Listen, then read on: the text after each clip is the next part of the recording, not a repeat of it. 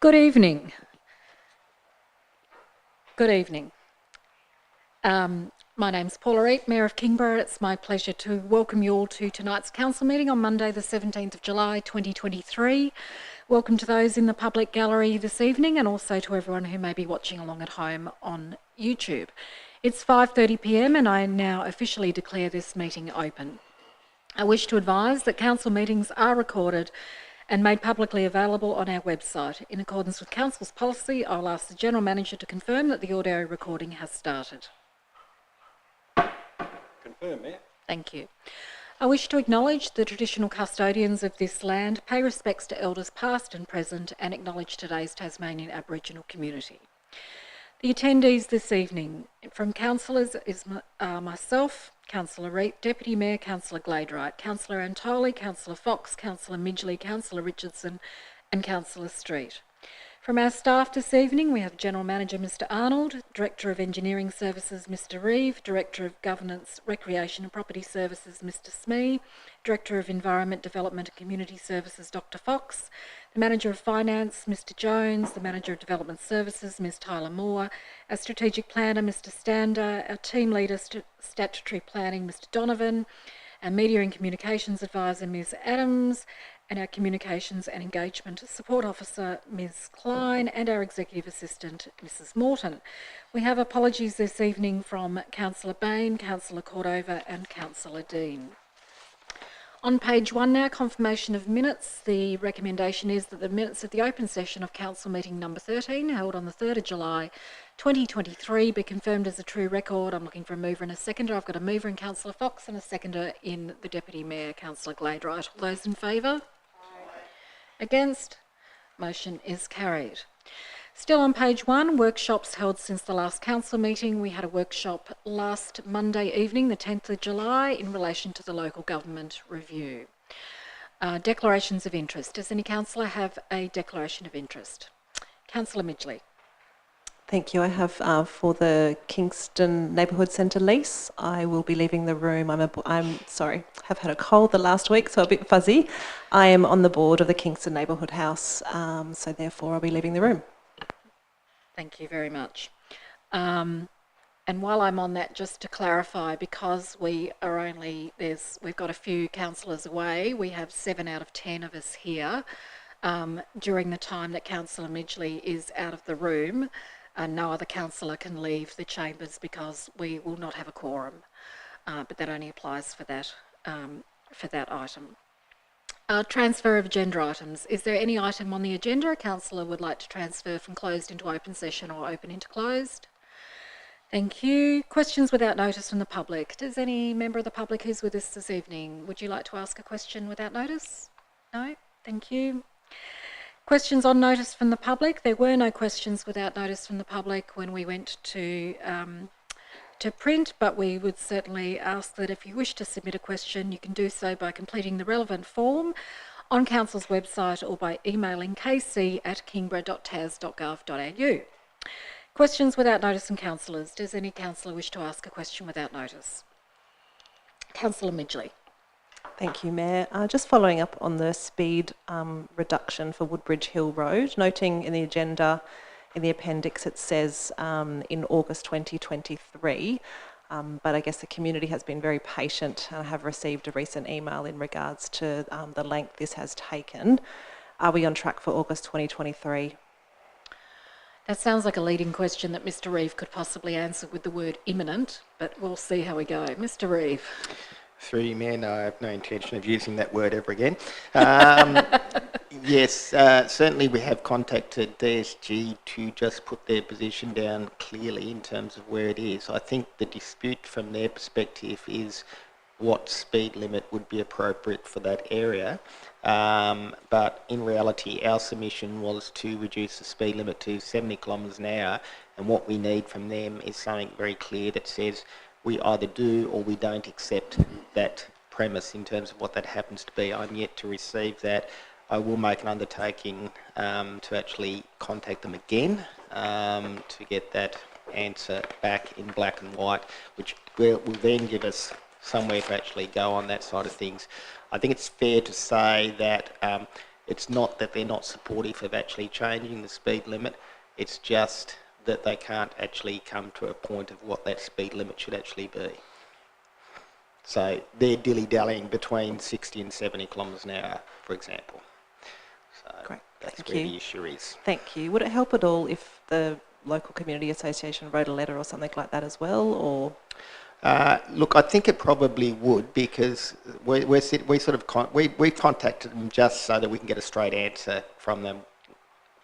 Either or, it doesn't really matter. It gives us somewhere to go, but we're sort of yet to receive that at this stage there. So it might give a little bit of extra weight there if we also get something from the community to say, can we get a solution to this particular problem? Great, thank you. I'll pass that on. They'll be happy, I'm sure, to hear about that. I've got two more questions, Mayor. So the next one relates to the Child and Youth Safe Organisations Framework, which for many organisations will be implemented from 2024 onwards. And apologies not putting this question on notice. Do we know at all if this has been raised at LGAT? What's the conversation, I guess, around local government in response to this? I'm just trying to recall. General Manager, can you recall? And is there any movement at all for councillors to have working with vulnerable children cards compulsory, I guess, entwined with that? Through you, Mayor, I can't recall off the top of my head, Councillor Midgley, but I will follow up and let councillors know if it has been raised with LGAT. Yes, as all local governments probably need to be aware of that, and I guess what procedures and protocols need to be put in place, I guess, in regards to that. So it'd be great if it could be driven, I guess, from LGAT so that local government is aware of what they might need to do, noting that there is so many other local government conversations happening at the moment that might have been missed. The next question is, again, another one around speed limits, and one that often gets raised and seems to meet just like a dead end of no movement, is around the Channel Highway near Snug and Davies Road and the community request to lower the speed limit near where the bus stop is there. It seems to be another one that just continually gets raised, but there's been petitions and all sorts of things. But how can we sort of get any traction and movement about that? Mr. Reeve. Through you, Mayor, I guess you're only going to get traction and movement with that if DSG is actually supportive of changing the speed limit there. My understanding is they're not. I know that they've got a number of other different areas that they've looked at in the past along Channel Highway, including that area there. But I don't believe that they've actually provided anything back that suggested a positive agreement to changing the speed in that area there, bearing in mind it's actually their road and I guess their decision and in terms of what they actually do in that area as well at the same time. I mean, I guess you can continue to actually petition with them for changes to speed limits there, but I guess once they've actually made a decision in terms of what it happens to be, it's probably unlikely they're going to actually change that decision as well, unless there's some other factors that actually come into play. Further questions without notice from councillors? No. If not, we'll move on. Questions on notice from councillors. At the time the agenda was printed, there were no questions on notice from council. This open session of council now adjourns and Planning Authority commences at 5:38 p.m.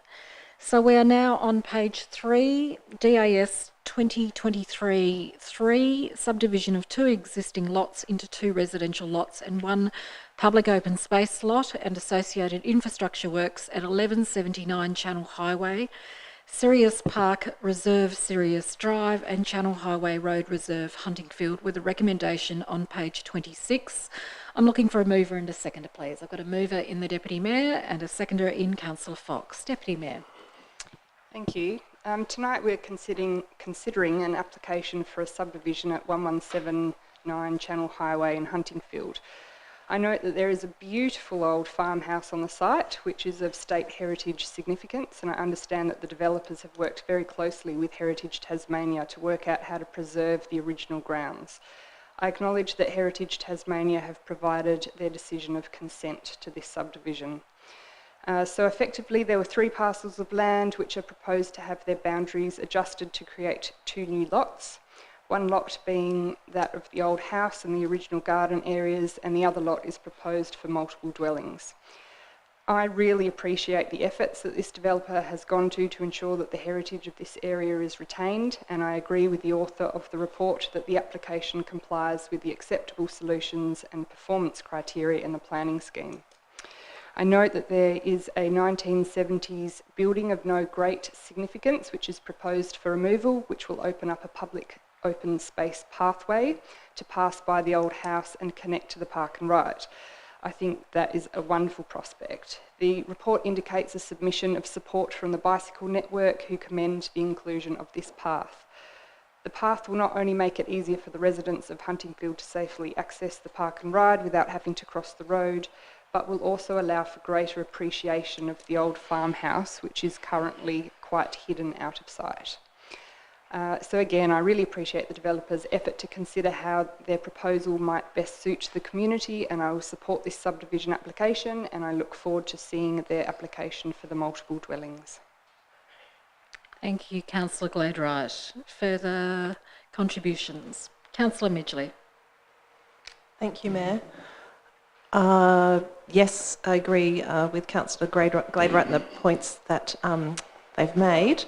I guess this one, it was an interesting one when the marking pegs kind of went out. We were on a K-back cycle around the community, and someone from the K-back group noticed the pegs, and I guess it's that conversation where things kind of happen early, and therefore they raised that matter about the non-link from the park and ride safely from the footpaths and things like that. So I guess I just wanted to raise that, saying if you have those conversations sometimes early, that they can, a good outcome, I guess, like this can happen. I mean, it's not, the public space is there, it's not like the path is then going to be happening straight away, because it then will bear the cost council will then have to put the implementation of the path in and things like that. Is that correct? Getting heads nodded. Yes. Yes, lots of nodding there. And so really I'd like to thank the members of Cycling South and Bicycle Network for really continuously advocating and asking questions about this, because it is about, and I guess that's one of the things that we hear in the representations very loud and clear again, is that sort of lack of infrastructure that then happens, and the impact on the traffic and the lack of services close by and things like that. So it is a really great outcome that there will be potentially a link to the growing number of people that will be living, I guess, in that precinct, that people will be able to walk, active transport to the park and ride, which is a really great outcome. And again, just acknowledge the thorough heritage investigation in regards to this, and the staff's responses to the representations that were there, and also the note regarding the representation about the increase in traffic, and that we do hear from many residents, and if you have children who are in that precinct around the school, we do see the queues of traffic around those peak hour times. But that is noted as well that the Algona Road upgrade, there'll be an upgrade regarding that intersection as well. Thank you very much, Councillor Midgley. Councillor Antoli. Thank you, Mayor. I'm broadly in support of this. I do have some questions regarding one of the representations made that is outlined on page 22. In particular, it is item 2.5.3. It is surrounding two households that actually are extremely close to the stormwater work and the sewer pipe work that will be put in by the developers. They've expressed concerns about the potential for damage to their homes through vibration. I actually know some of the individuals there. One of them is actually an engineer that does civil development work in Kingston and knows his stuff. My understanding is that even when DSG did the park and ride, they requested some dilapidation work, which DSG was happy to do. And that was when the works done were 150 metres plus away.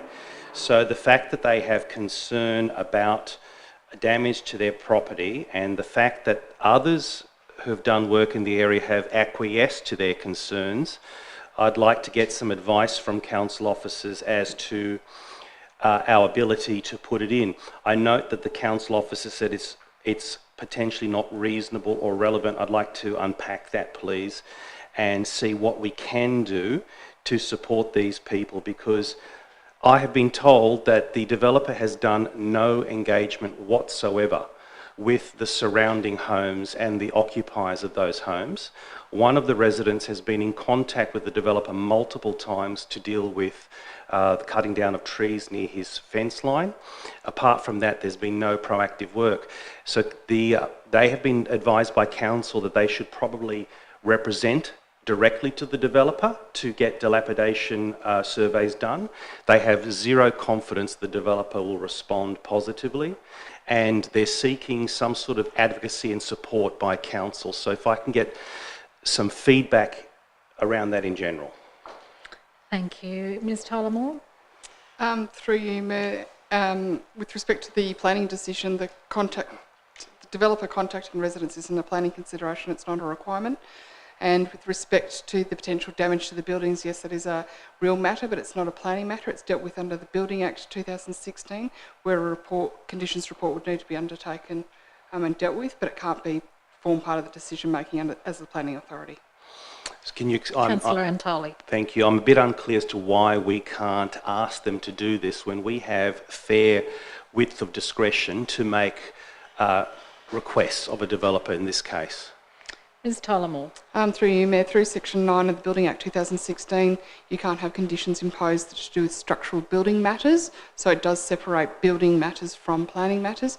Anything that's structural, safety, those sorts of aspects of buildings are dealt with under the Building Act, not planning. Planning is more related to use, development, changes, vegetation removal, those sorts of things, but not structural matters. That is the Building Act 2016.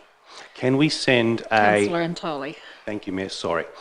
Can we send correspondence to the developer advising them that there's been understandable and reasonable concern from these two households, and that you would love to be able to see some engagement with them to maybe do the right thing, be proactive, and possibly provide them with that dilapidation survey? Ms Tyler-Moore? Through you, Mayor, the applicant or the developer has already been advised of the representations and the content of those representations, so they are aware of that. It's not really our role to be providing direction about some of the matters that you just suggested. Councillor Antoli.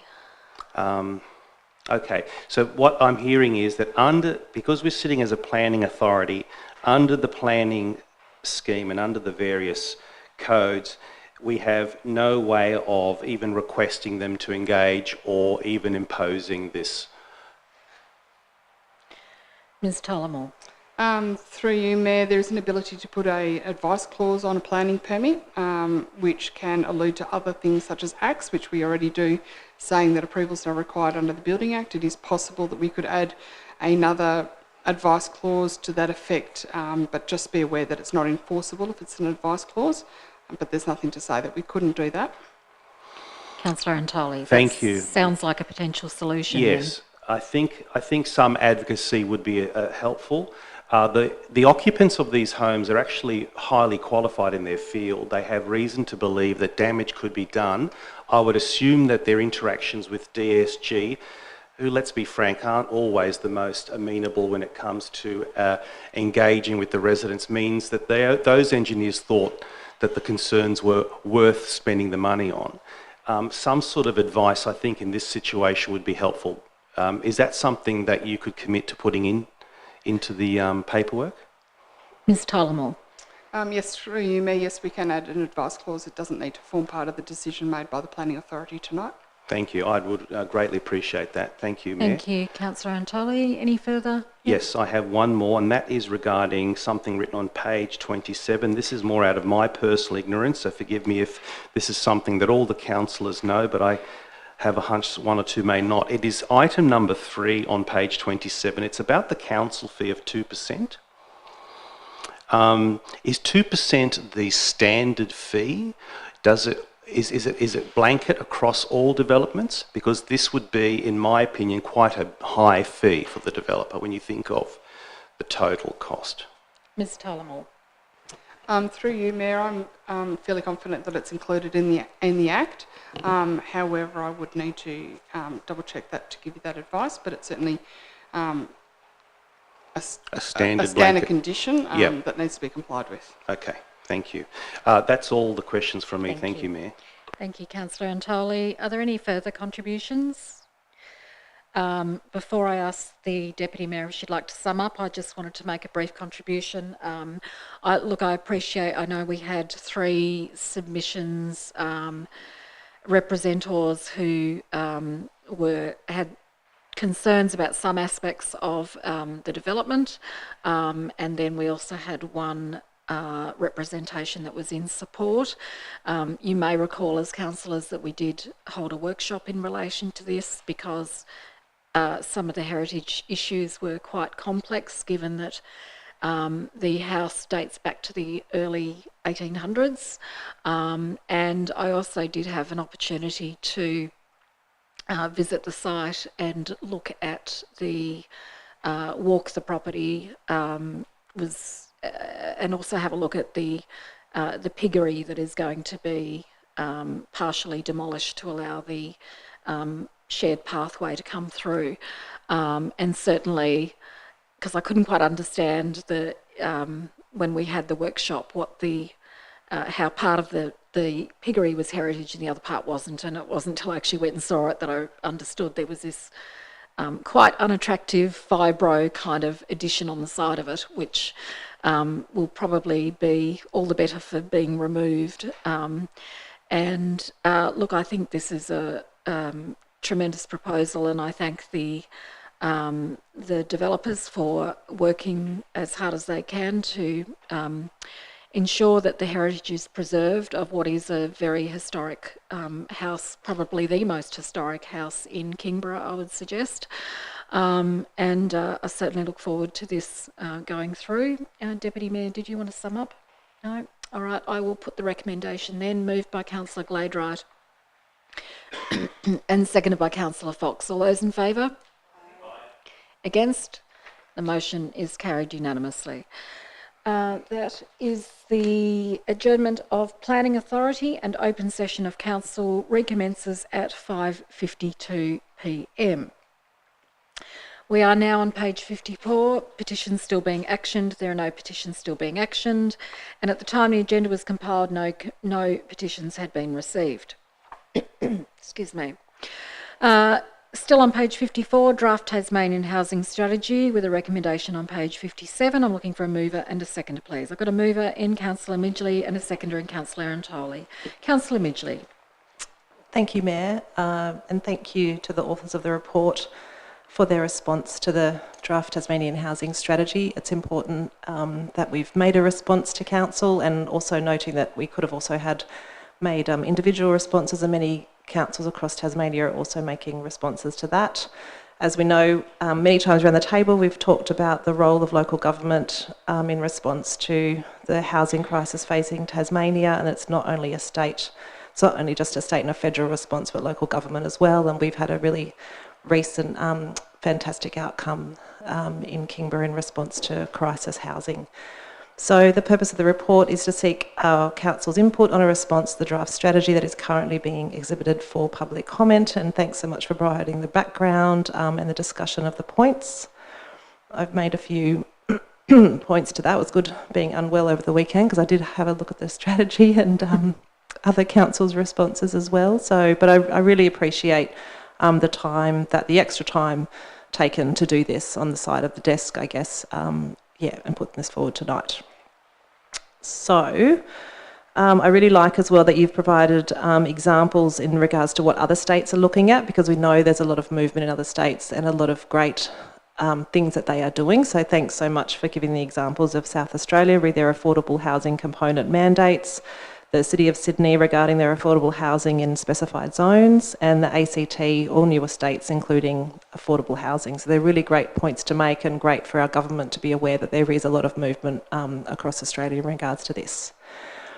I personally have sent through a few different points I'd like to raise that would be great to somehow be included, or I guess I'd just like to raise them necessarily, and then perhaps we can talk about if they can or not be included and how we want to go about that. But in regards to the short stay accommodation, I guess because it is much more, I feel like that sort of the points around that area could be strengthened because it is such a state planning decision to actually make the changes in that area. So I guess just from the author's staff's response in regards to that, do you feel that the statements you've put around the short stay accommodation kind of makes it understand that actually we need to change the planning rules to make any traction and change in that? Recently, City of Hobart trying to make some movement, but then it wasn't supported by state government. So I guess I just want to make sure we're strong in that space. Mr. Stander. Through you, Mayor. Yes, thank you.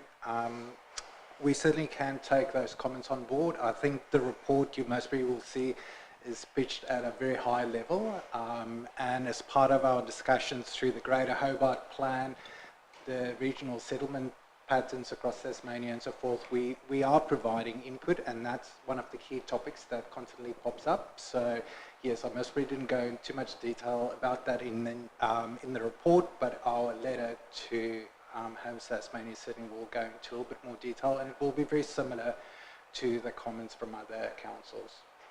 Great, thank you. Councillor Midgley. Thank you.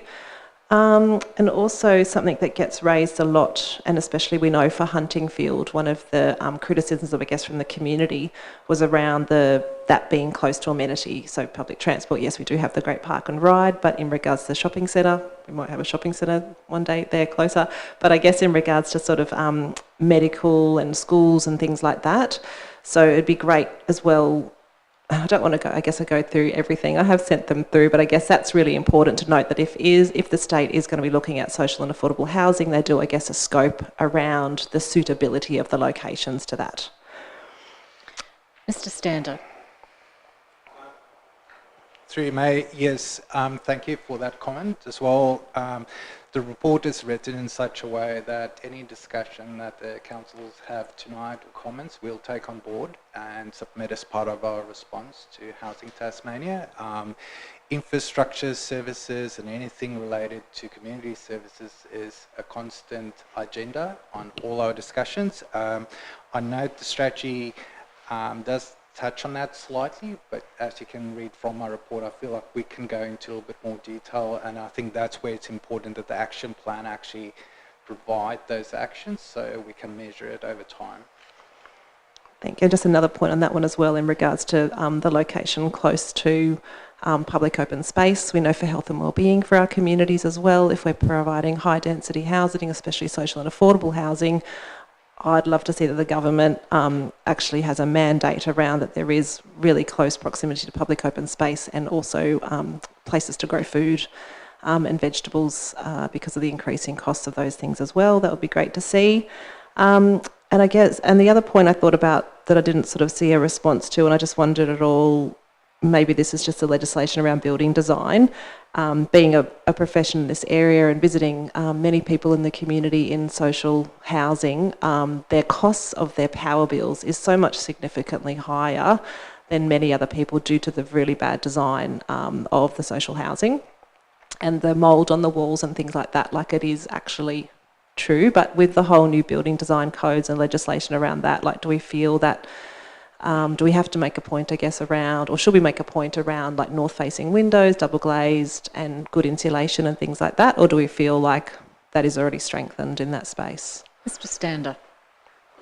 Through you, Mayor, no, certainly we can include that as a comment. I don't have a problem with that. It is something that we're looking at as part of a medium density guideline. I'm on a working group that is looking at that. For all housing, medium density housing, but I think it's something that we can put in as part of this submission as well. It's worth, having that discussion, at least in the discussion paper, so it flows on to action. Thank you, because yes, I guess another point to raise is it's all enough providing housing for people, but it's actually providing healthy housing that isn't expensive to live in. And that also it's about keeping people housed as well, so ensuring that we have community services and community programs available to support people who are especially in social housing as well. So they're just a few little points, I guess, for me working in the sector for a long time. It's important that these are raised as the government is putting this out. So yeah, but thank you so much to the authors of the report. Thank you, Councillor Midgley. Councillor Fox. Yes, I'm very supportive of what Councillor Midgley has said. A lot of those issues I've been battling for decades, actually, particularly solar orientation, insulation, double glazing, that sort of thing. I would have thought that those things have been included in the building code and that they're now mandatory, but it's really disappointing to hear that they're not being included in social housing. And I also would like to raise a comment that I personally feel in item 3.7, the short-term accommodation implications, and that the state government is charging the same land tax and, for short-term accommodation rentals as they are for long-term accommodation rentals. And I think that is having a huge impact on the rental market, because the owners of those properties obviously prefer to get the higher income if they've got the higher expense undermining their profits. So I think it's really an important issue to raise. But other than that, I lend my support to Councillor Midgley's comments and thank her very much. Thank you. Thank you, Councillor Fox. Any further contributions? The Deputy Mayor. Thank you. Yeah, I just want to echo everything that everybody said. I really appreciated your report. It helped me understand the strategy. My favourite recommendation of yours was the discount on the non-existent developer fees. So I think that's an important one. That's something that I've been talking about around this table for a while, is introducing those developer contributions, but then indeed discounting them for developers who are planning social housing. I think that's a great idea. So yeah, I just made a summary of the things that you mentioned, so I don't think I'll need to read them out, but yeah, I particularly liked that one around the discount on fees for social housing developments. Thank you very much. Any further contributions? If not, I'll just make a brief one. Thank you to our staff who have worked on this and will prepare Council's submission.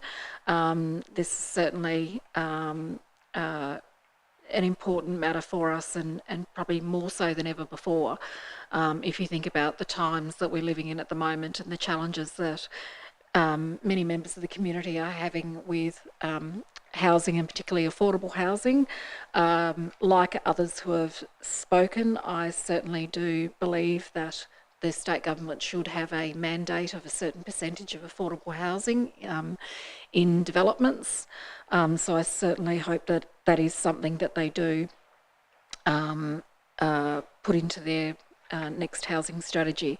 And I also think that the points that Councillor Midgley raised in relation to the sort of issues that we did talk about with the large development at Huntingfield around the need for associated infrastructure such as neighbourhood houses and access to other amenities like shops and so on are very important. So I would like to see us include that in our submission as well. So thank you very much. And Councillor Midgley, did you want to sum up? No? Okay, if not, I will put the recommendation as printed on the screen. It was moved by Councillor Midgley and seconded by Councillor Antoli. All those in favour? Against? Motion is carried unanimously. We now move to page 58, Woodbridge Oval Master Plan, with a recommendation on page 59. I'm looking for a mover and a seconder, please. I've got a mover in Councillor Antoli and a seconder in Councillor Midgley. Councillor Antoli. Thank you, Mayor. We're here to support the good people of Woodbridge with this report that recommends the endorsement of the Oval's Master Plan. The community has shown strong support for the plan, particularly the safety elements. And the plan, while it's not been formally endorsed by Council, it has the support of all the stakeholders. Implementation of the plan will require some statutory approvals, but we believe that it's in the best interests of the community because the Council has allocated about $200,000 in its capital budget for the redevelopment of the car park, which is critical because parking in the area is scant. And that's the major priority. Formal endorsement of the plan will help the tenant club seek some external funding for other elements of the plan. So there's a whole bunch of contributing, or shall we say, connected factors with this approval. And the Woodbridge Club and the Council have received funding and grants for specific aspects of the plan. So I endorse this to my peers for support, and thank the good people of Woodbridge for the the effort in putting the master plan together. Thank you, Councillor Antoli. Councillor Midgley. Thank you, Mayor. I'm also supportive of this, and it's great to see it taking action. I just guess I had a question around process, really. I did have a look at the council minutes from 2021. I did say I had a bit of time on the weekend. I sat still on the couch. I didn't listen to the audio, but I did read the agenda and minutes. Just noted that in the conclusion of that council agenda, November 2021, it stated that council continues to work with the stakeholders to progress design and implementation work on the proposals outlined with the draft master plan, particularly with respect to improving safety of the site, consideration and things like that. I guess I'm just wondering that process around, so we did pass the draft, then why, I guess, has it taken this long to kind of come to this where we are now? Like, I guess, should that have come back to council earlier, or was there a missed process? I'm just interested in the process, really, if that's okay, please. Mr. Smee, could you assist us? Through you, Mayor, it was largely to do with the fact that this original plan was developed by our former urban design officer, who then left just after putting this to council. So it was an oversight that we didn't get it to council sooner. And, you know, having gone through the design of the car park and being ready to implement, someone from the club actually did point out to us, I don't believe that's been to council for endorsement, so hence we put it up. Great, thank you. I thought that might have been Councillor the case. Midgley. Oh, sorry, thank you, Mayor. Thank you, I thought that might have been the case. And I guess 21, 24, we're all still tracking and everything is all great and the clubs, you know, haven't heard anything else. Everyone's still happy with things now. I guess not much movement has happened in the area. Through you, Mayor, no, both the tenant clubs are very happy with the master plan. In fact, the only change we've made to it was to change the word draft to final. Any further contributions? Councillor Antoli, did you want to sum up? No, thank you. If not, I'll put the recommendation as printed in the agenda, moved by Councillor Antoli, seconded by Councillor Midgley. All those in favour? Against? Motion is carried unanimously. Turn now to page 61, Rates and Charges Policy 3.14, with a recommendation on page 62. Looking for a mover and a seconder, please. Got a mover in the Deputy Mayor and a seconder in Councillor Midgley. Deputy Mayor. Thank you. The Rates and Charges Policy is due for renewal, and the review indicated a few minor amendments. I consider all of them to be appropriate and sensible. The policy aims to provide ratepayers with information about the way in which council determines and collects rates from the community, and the recommended amendments seem to be aiming at reducing misunderstandings, so I'm happy to support the recommendation. Thank you, Deputy Mayor. Any further contributions? Councillor Antoli. Thank you, Mayor. I have a question regarding an item on page 65. It's item 5.23. It's around recovery of rates. So, as I understand it, prior to this amendment, council has not had the power, if I can use that term correctly, or has not had in our policy the ability to take a caveat or force sale of a property when rates are in arrears. Is that correct? Mr. Jones. Through you, Mayor.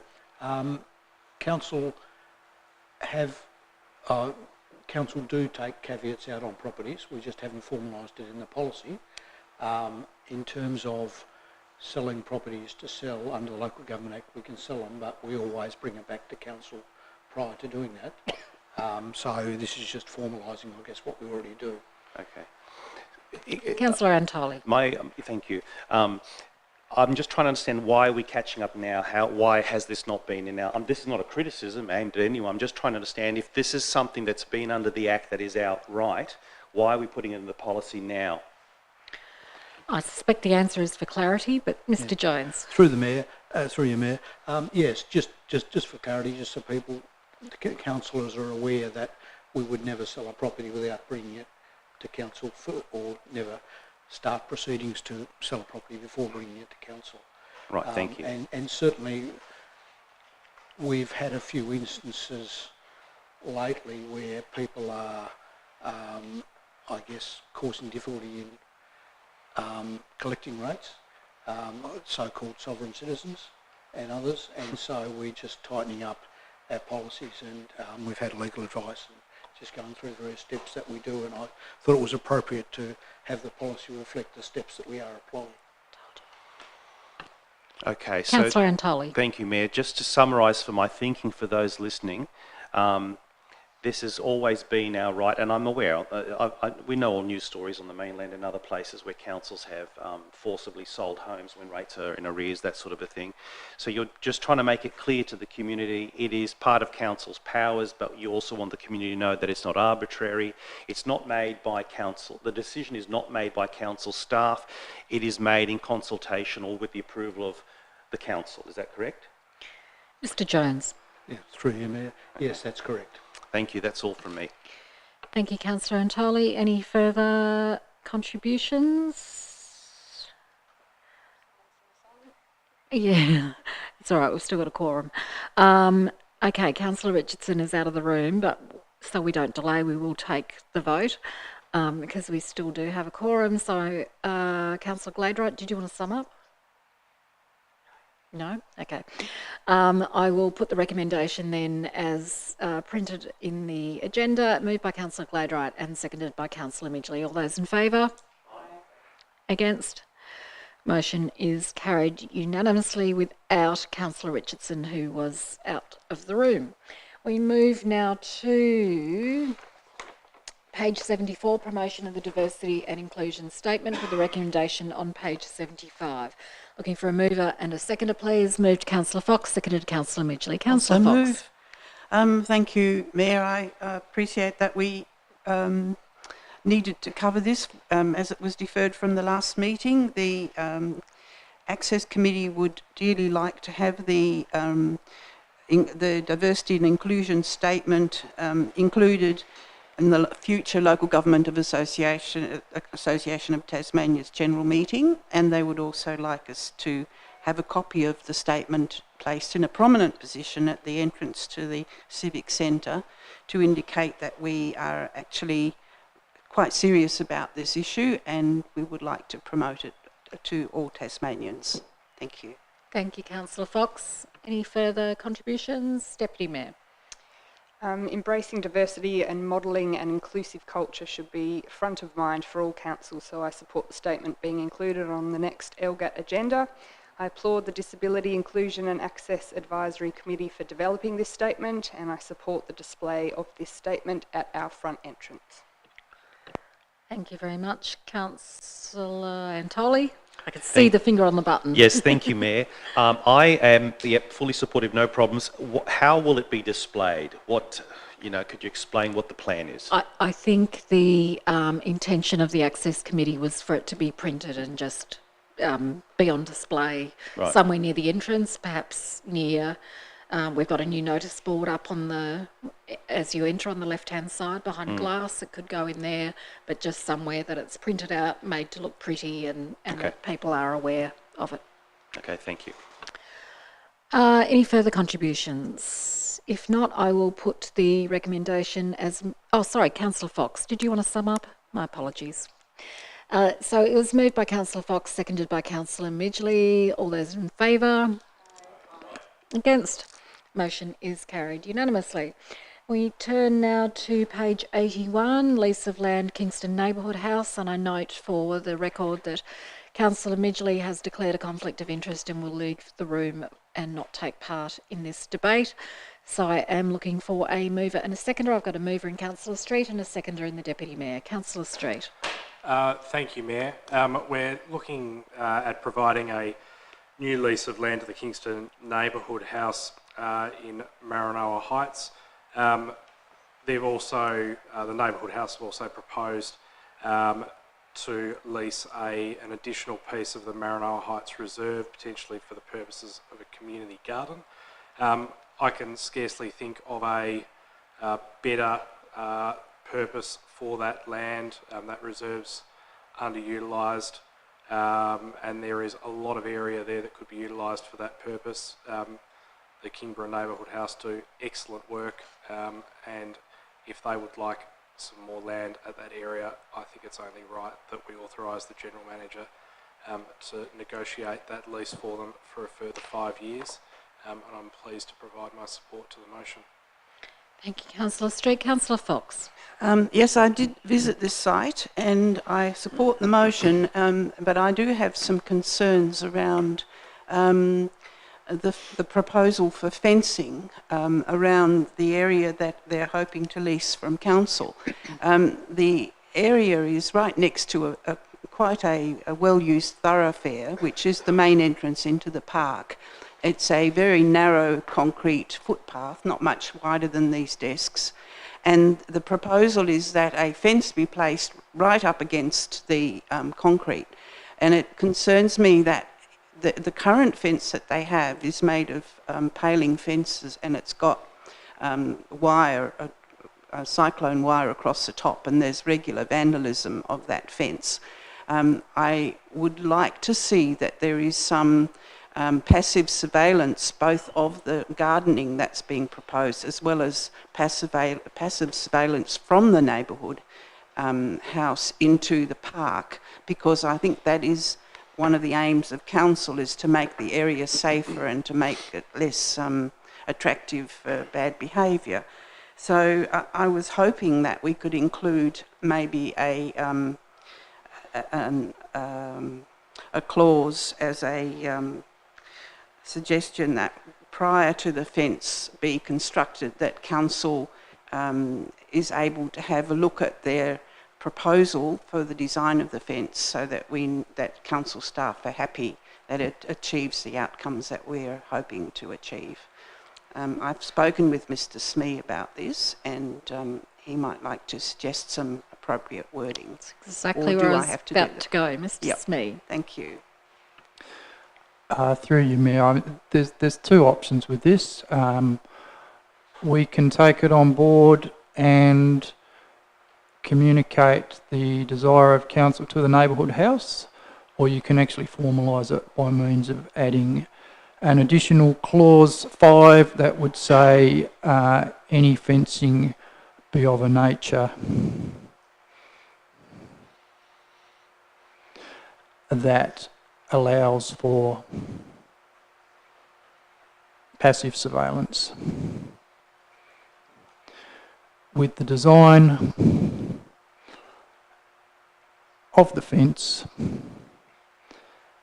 to be approved by council prior to installation. Councillor Fox. I'm more than happy with that. That's exactly what I'm hoping so to achieve. I'm just, Thank you. We'll need to check with the mover and the seconder of the motion, Councillor Street and the Deputy Mayor, that you are both happy. They're both nodding. I think Councillor Street's nodding. Yep, that's a nod.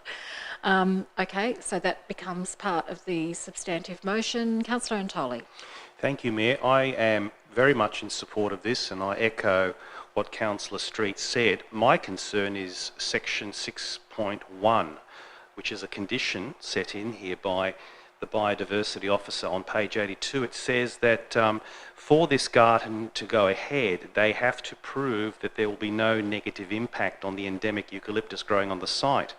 Well, if we go and look at the actual aerial photo on page 81, it appears, unless I'm wrong, that the entire site is completely umbrellaed by eucalyptus trees. And you ask yourself, how can a community garden grow with those trees hanging over it? And it'd only be able to be of any use to anyone if the trees were removed. So how can they possibly meet the test? Mr. Smee.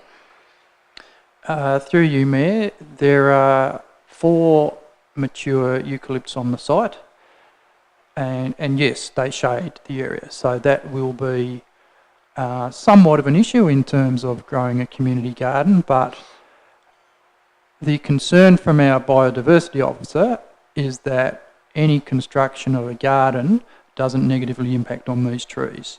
Now, it may be that raised beds or the location of the beds doesn't impact, but the requirement is that an arborist actually provide professional advice as to how this garden can be constructed without, in effect, negatively impacting on those trees. The issue of will a garden grow underneath them really is one for consideration of the neighbourhood house. I've also visited the site. I think there's sufficient open area that won't be shaded by the trees to allow the growing of a garden.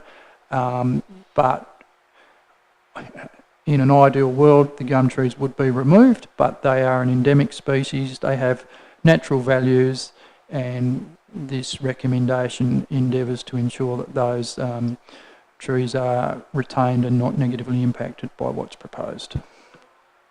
Councillor Antoli. Thank you very much, Mayor. Thank you, Mr. Smee. Have the committee at Kingston Neighbourhood House, beg your pardon, have they been informed of this, in my opinion, major requirement that would actually see their garden be, in my opinion, useless? Mr. Smee.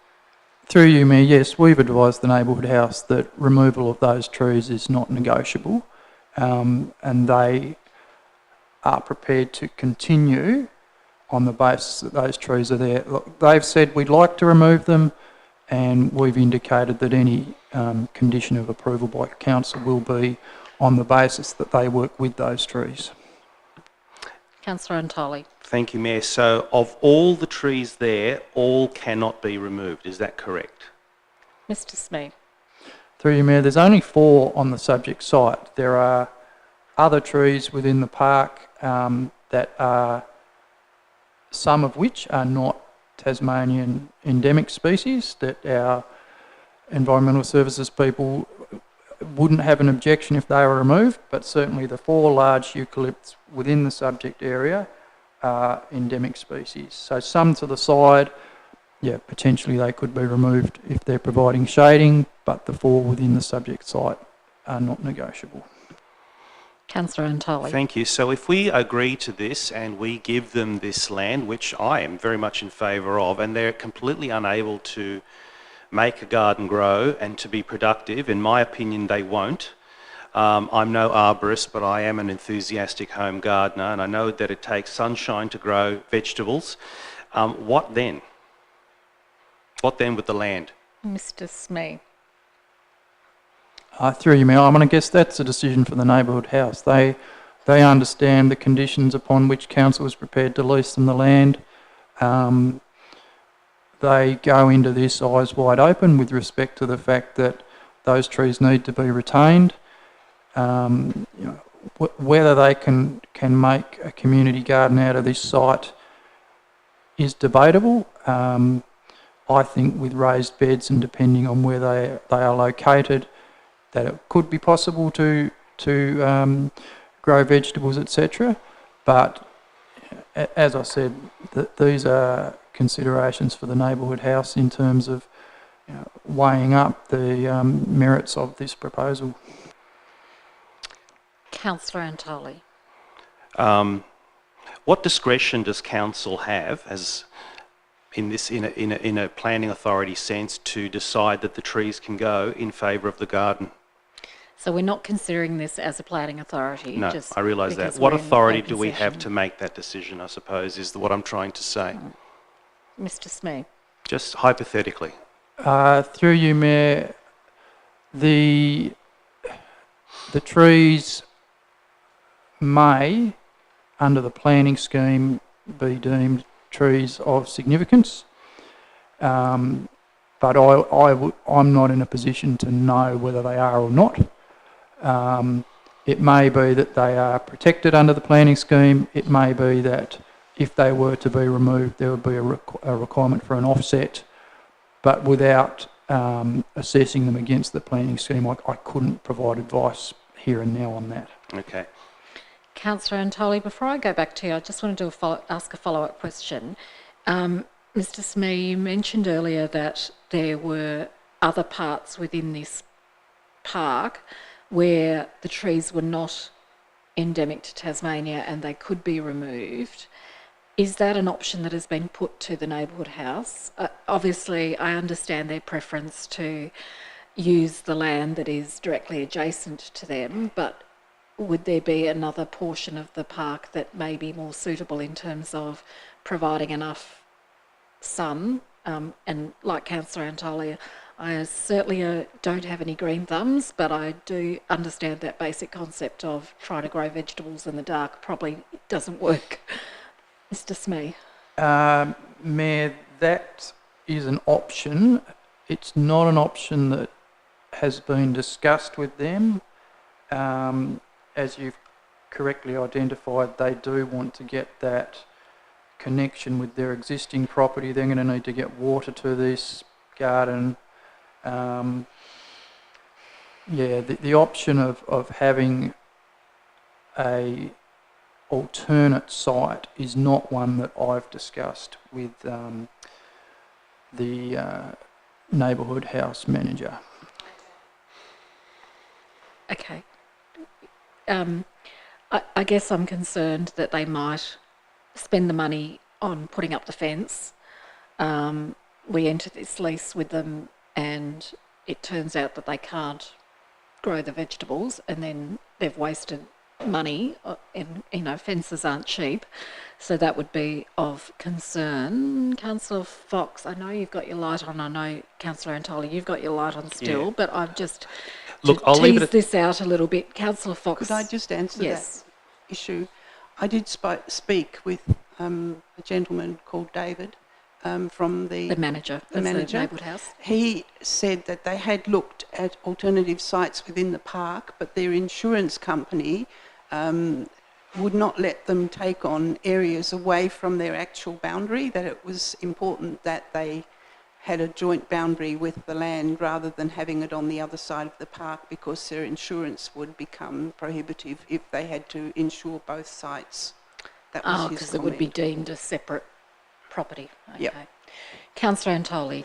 Look, I'll leave it there. I mean, I'm happy to support it. I'm just concerned for all the reasons that the Mayor has articulated, some of the issues that I've mentioned, and I'm not trying to in any way be a roadblock to them. I'm actually trying to open up an opportunity, but I actually see that the environmental test we put in there to be, frankly, insurmountable, and I'm wondering what can we do to help them, because they feed the poor there, they hand out food to the local community. It's a wonderful service.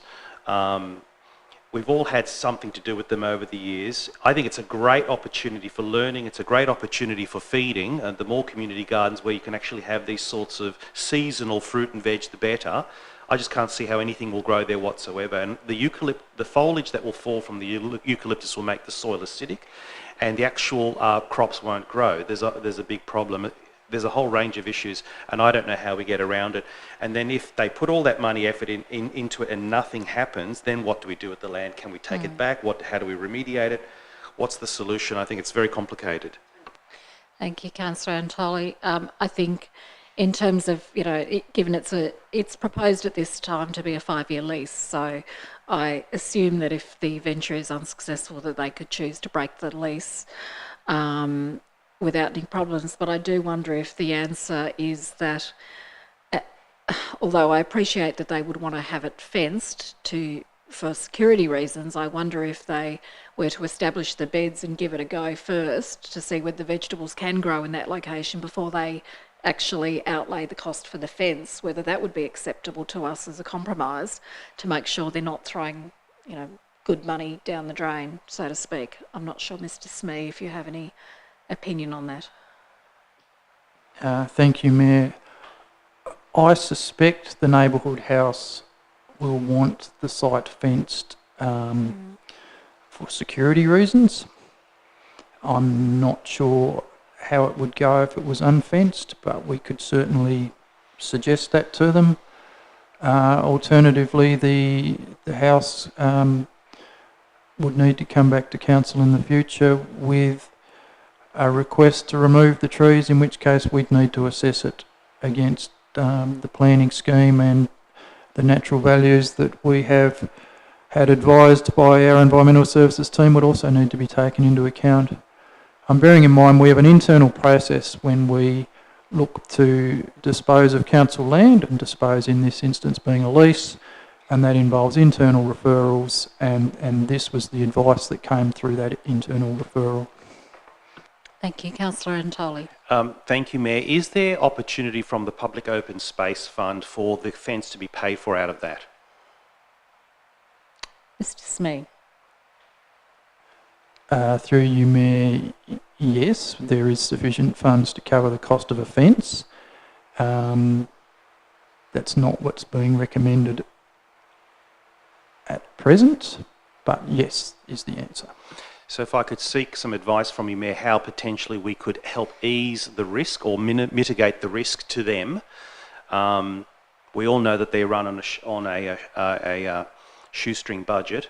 If we could possibly assist them in that way and how we could possibly incorporate that as some sort of assurance from us, I would like to seek your advice on that, Mayor.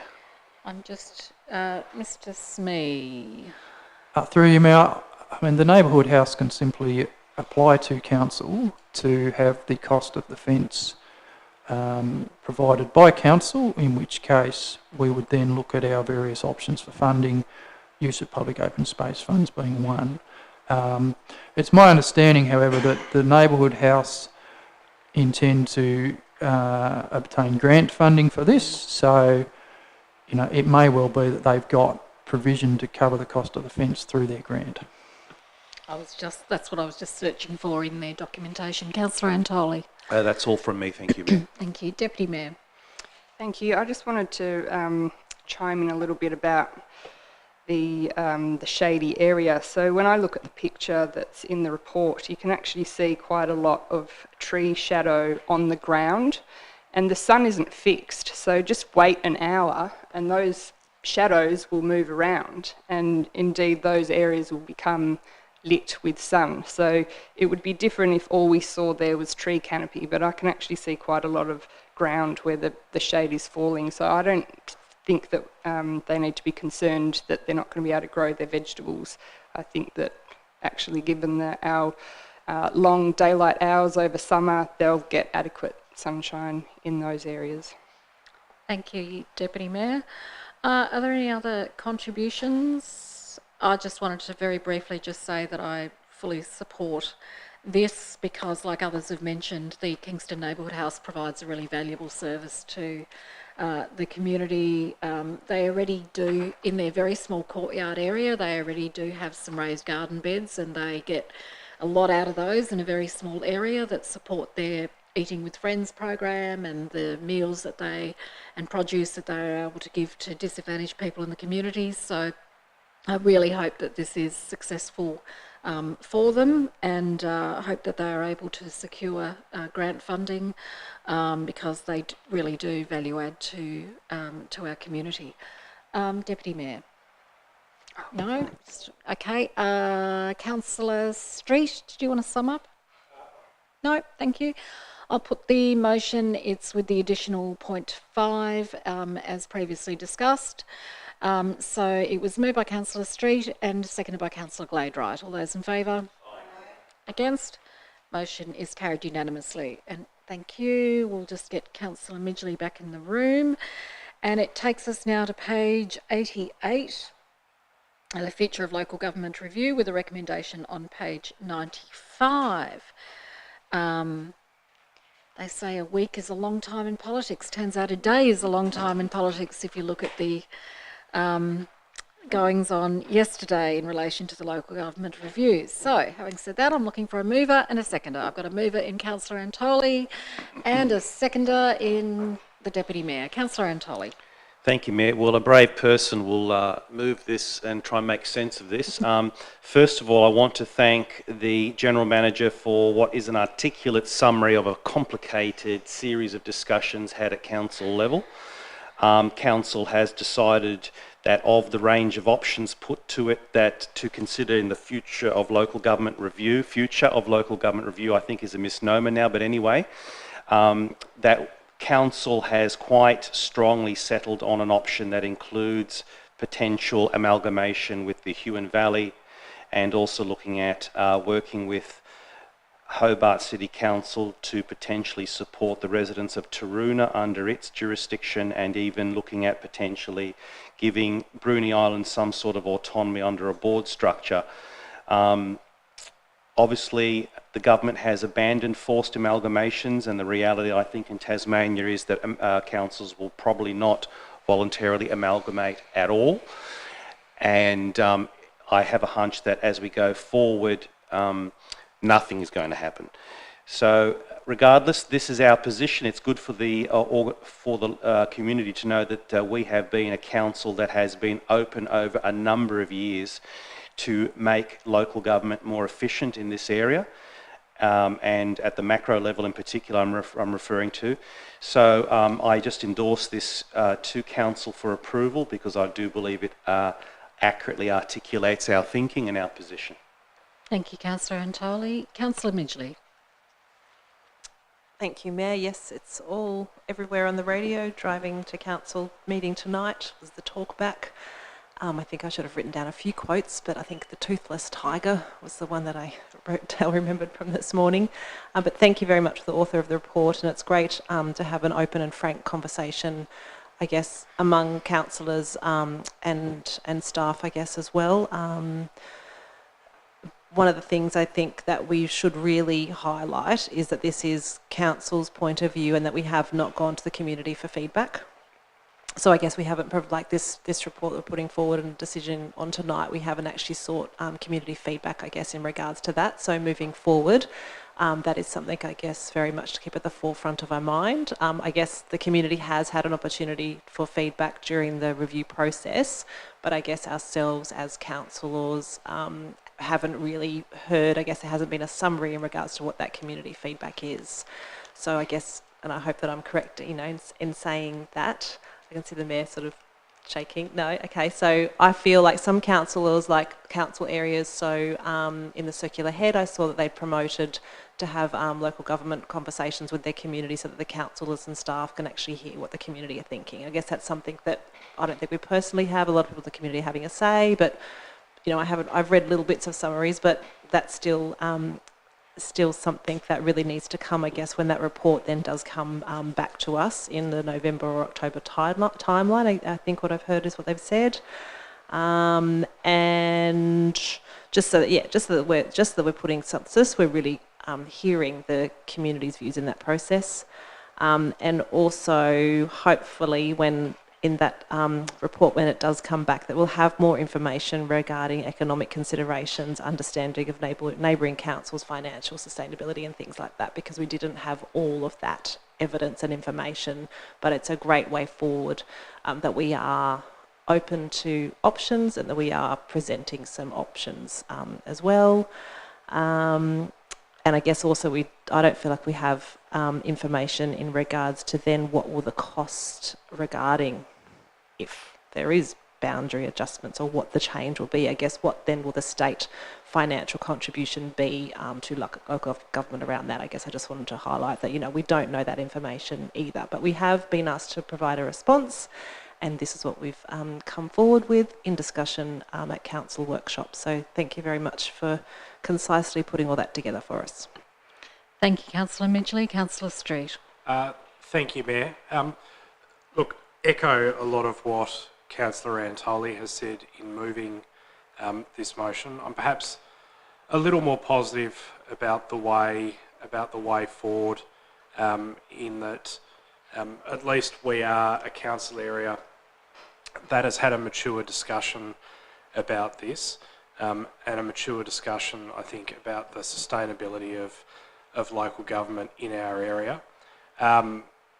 When we've been discussing this as council, I think I've said a few times that I don't like talking about amalgamation with the Huon Valley. Really what we're talking about is talking with the community about creating a new council for the greater southern region that has economies of scale that are going to help us to service the entire area from the Huon Valley right through to the top of Kingborough and Kingston better than what we do now, and that's likely going to look like more staff rather than less staff, because it'll be a more financially sustainable council, better able to deliver services.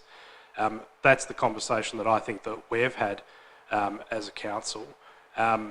Compare that to some other councils around the state. Not once have I heard any of my colleagues make comments to the effect that they don't want Kingborough to go because they don't want to lose their role as a councillor. That has never been a concern of anybody that I've spoken to around this table. And I think everybody would say, and I can put my hand on my heart and say, if it leads to a better outcome for the local government sector, I am happy to vote myself out of a job. And never once have I heard any of my colleagues say anything different than that. And so I think that our community can be really proud that we are a council area that's had the right discussion through this process, the right attitude through this process.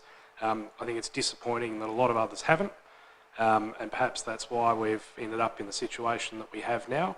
But I still have some hope that because we've done the right thing, maybe we might get the right outcome for our community and for the greater region if we can convince our colleagues in the Huon Valley that really we have the sector's best interests at heart and the community's best interests at heart. And it's not what we're thinking about is not a Kingborough takeover, it's a genuine collaborative process going forward. Thank you, Councillor Street. Any further contributions? If not, I'll make a contribution before we take it to the vote.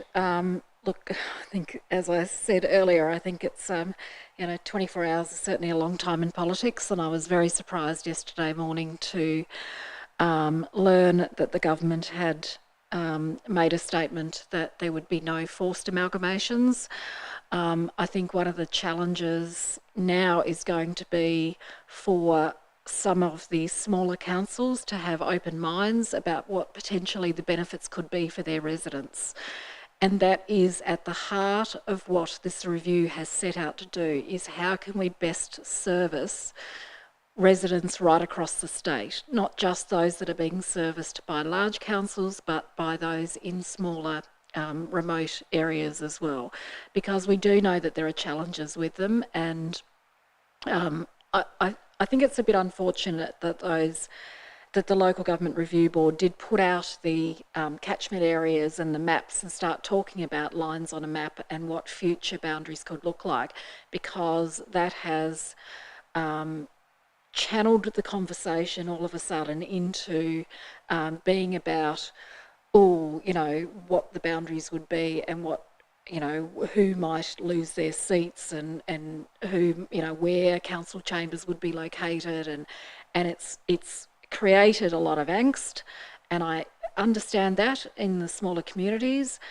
But one of the things that it's done is diverted the conversation away from the fundamental issues of why this review was started in the first place, and that was to ensure that we have all councils in the state being financially viable, all councils in the state, regardless of their size, being able to attract and retain skilled staff, which we know is a challenge in the environment in which we all operate at the moment, but also that all councils are able to fulfil all of their regulatory requirements. And when you're a very small remote council that is that doesn't have a large ratepayer base, that is increasingly challenging for them to be able to do that. So at the end of the day, it is potentially residents in those small areas that are missing out. So I think it is really important that we continue to have the discussions, and I thank all of my colleagues around this table for the manner in which we've been able to do that. If Kingborough were to form a new council with the Huon Valley, then we would have a total number of residents of around 59,000 ratepayers, and certainly that would lead to some economies of scale and better service delivery for our ratepayers, and that is ultimately what this is about.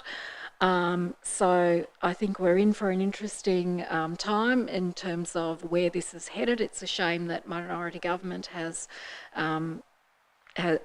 occurred, and so the landscape for local government review and reform has changed. But I do hope now that we can continue our discussions with the Huon Valley and look at what the benefits would be for ratepayers. So, Councillor Antoli, would you like to sum up? Thank you, Mayor. No, all I'd say is that I appreciate what you've shared and also what Councillor Street said, and it's true that none of the councillors ever thought about their jobs, or at least expressed it. I don't know what they thought about, but they didn't express it. They were concerned about losing their jobs in an amalgamation. I certainly was not. I do believe this is just a reality of minority government, and behooves the electorate of Tasmania to make sure we don't have minority government going forward. But let's just put it to the vote to endorse. Thank you, Councillor Antoli. I'll put the recommendation now as printed on the screen. Moved by Councillor Antoli, second by Councillor Gladright. All those in favour? Aye. Against? Motion is carried unanimously. I move now to page 96 in the appendices with the recommendation on page 96. I'm looking for a mover and a seconder. I've got a mover in Councillor Midgley, seconder in Councillor Fox. Councillor Midgley. Thank you, Mayor. Yep, that's an opportunity to ask some questions about the appendix items. The infrastructure report's always a great one to see the visual pictures. Don't get around to all those areas of Kingborough. And I'm just wondering, does that go to the Kingborough Community Forum? I thought that'd be a great thing for that forum to know about. Mr. Reeve? Through you, Mayor. Yeah, I don't see any particular reason why we couldn't actually give that to the forum there. It's all in open council there and available for them, and if they got any questions on anything, certainly welcome their feedback. Thank you. Noticing the... Sorry, before you go on, Councillor Midgley, you raise a really good point, and I just wonder if, in addition to that area's quarterly reports, we should probably also, would be really valuable to have like the community development quarterly report also go to that group, because that shows a lot of the activity in some of the areas that they're particularly interested in as well. Dr. Fox? Through you, Mayor, I think that's a really great idea. We do have a section in the agenda for the forum that talks about recent council decisions and recent council updates, if you like. So it'd be really good to put all of the quarterly reports as they come through under that item on the agenda. Yep. Thank you, Councillor Midgley, for that suggestion. Great. No worries. Thank you. It's interesting news, and a lot of the things are sometimes the outcomes of what are discussed at the community forum as well. The Conningham the seating table there, I know there was talk of putting a kayak rack or a boat rack or something like that. Is that the same location? It's the old toilet block, cement slab. It's in the infrastructure report. Sorry, I don't know what page. Through you, Mayor. So the old toilet block, we retain the slab for that with the viewpoint at some stage, yeah, it could be used for something like kayaks or dinghies or whatever it happened to be. I guess the comments we've had back from the community is sort of mixed, or certainly the community group's in support of it, but we've said to them they probably need to make sure that the rest of the community is actually in support with it as well at the same time. So I haven't heard anything back further since we've had that discussion with them. Thank you. Sorry, I just saw there was a photo of seating, and that's in that location, page isn't it? Page 119. Yeah, it's on the slab of the former toilet block. So the community must have asked for a seating seat. Yep. He's nodding. Yes. Great. Fantastic. And the other one was around page 132 of the appendix that notes that there's a climate governance group commenced. Just interested in that one. Dr. Fox. Through you, Mayor, that's correct. So we have set up an internal group of managers and senior staff to look at the climate change action plan to make sure that we're tracking implementation of those actions and delegating out tasks as we need to. So they meet roughly every month or a couple of months as time permits. And obviously when the Climate Adaptation Officer comes on board, they'll be chairing that group and pushing things forward as well. Great, thank you. Any further discussions? If not, I will put the recommendation as moved by Councillor Midgley, seconded by Councillor Fox. All those in favour? Against? Motion is carried. Still on page 96, notices of motion. There were no notices of motion, and then we move into confirmation of items to be dealt with in closed session.